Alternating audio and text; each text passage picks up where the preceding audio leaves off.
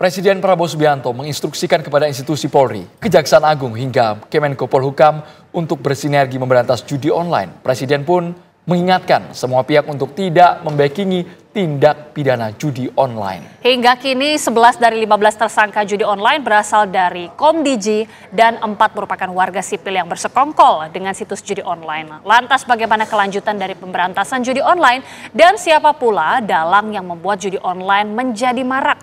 Untuk membahasnya pemirsa telah bergabung pakar IT yang juga merupakan wakil rektor ITS Ono W. Purbo dan juga anggota Komisi 1 DPR dari fraksi Golkar Abraham Srijaya.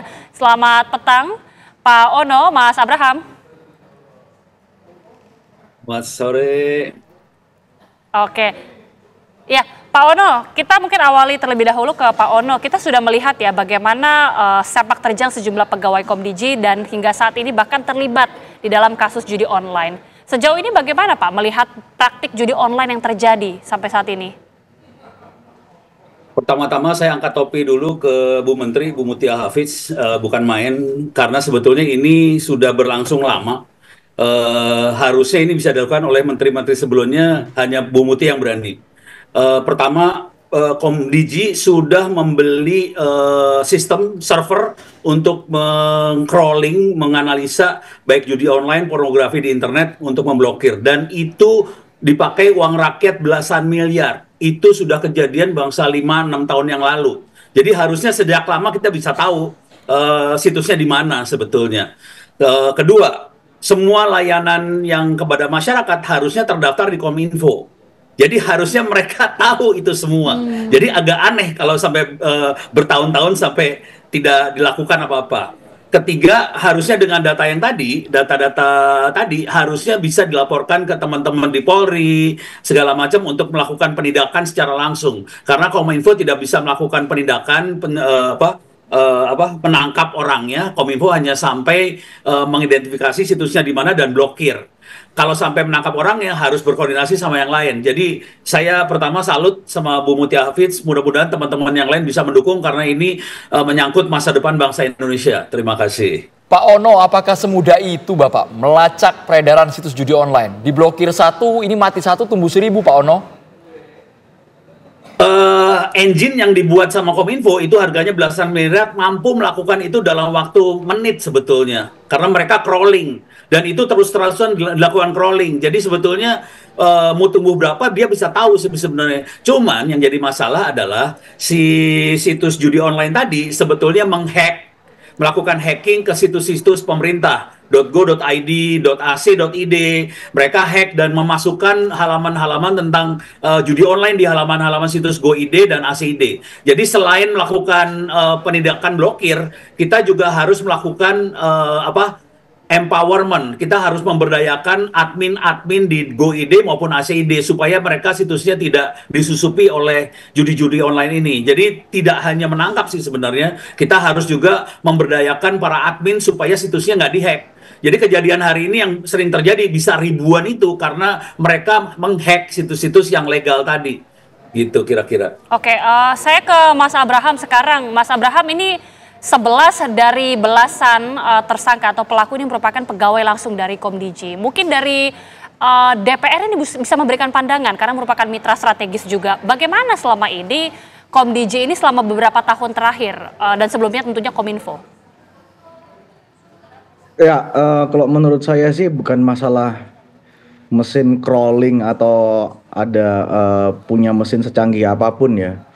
Kalau misalnya SDM-nya atau perilaku yang dilakukan oleh Kominfo, saya bilang Kominfo ya, karena sebelumnya adalah Kominfo. Baik. Kalau sebelumnya memang ini praktek ini sengaja dilakukan. Apa gunanya mau di crawling tapi dibiarkan? Karena kalau saya kemarin juga sampaikan hal yang sama. Apabila 1-2 orang di Kominfo, ini saya sebut oknum, melakukan pembiaran Kominfo. Tapi kalau sampai 16 orang, itu bukan pembiaran, itu namanya pelaku. Ini yang kemarin saya coba untuk utarakan. Saya akan coba menyorot perkara ini bukan dari judi online-nya dulu. Saya akan menyorot perkara ini dari sistem yang ada di Kominfo ini. Mulai dari tadi disebutkan oleh teman-teman di TV One, ada orang yang berinisial AK yang direkrut oleh Kominfo yang tidak lulus tes, tapi tetap dipekerjakan, bahkan punya kewenangan untuk memblokir. Itu kan sesuatu hal yang menurut saya konyol ya. Apalagi dibuat katanya ada SOP baru. Loh, pemblokiran ini mencabut hak seseorang kok diatur dalam SOP. Mencabut hak seseorang itu diatur dalam peraturan perundang-undangan. Dalam kepolisian aja, kalau kita memblokir rekening, itu melalui mekanisme gelar perkara dan di tahap penyidikan, barusan memiliki upaya paksa.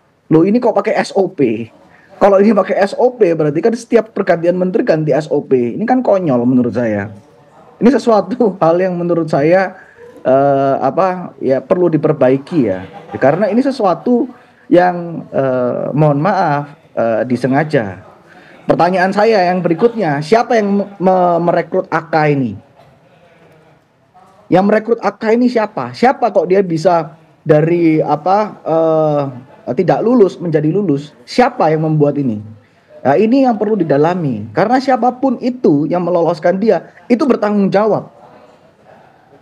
Itu wajib bertanggung jawab. Nggak bisa ini dibiarkan begitu saja. Dan ini di bawah Dirjen Aptika.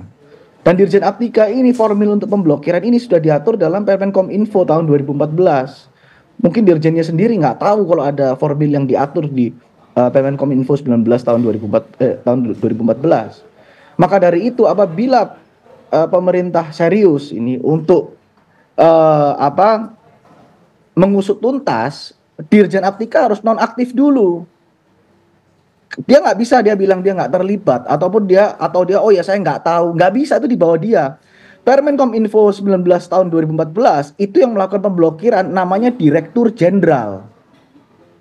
Itu loh. Itu kenapa Mas Abraham, saya kemarin keras. Ya, terima kasih. Mas Abraham ini cukup menohok ketika Mas Abraham mengatakan ada pembiaran. Apakah kesannya memang di balik itu semua ada mastermind yang belum terungkap, yang punya jabatan, punya peran strategis di dalam, Mas Abraham? Bukan pembiaran, pelaku. Pelaku? Ini bukan pembiaran, ini pelaku. 16 orang ditangkap. Ini 16 orang ditangkap. Nggak mungkin ini pembiaran.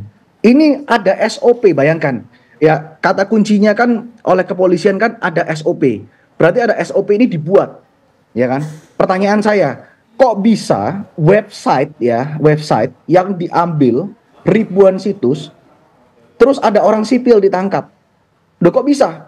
Ini data rahasia loh. Kok bisa sipil pegang?